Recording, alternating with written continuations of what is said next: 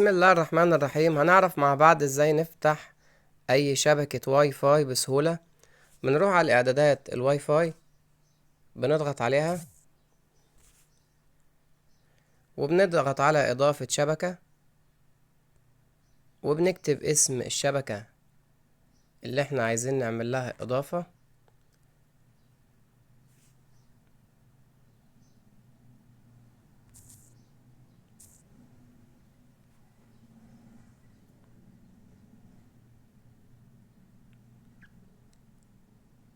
وبندخل كلمة المرور بالشكل ده.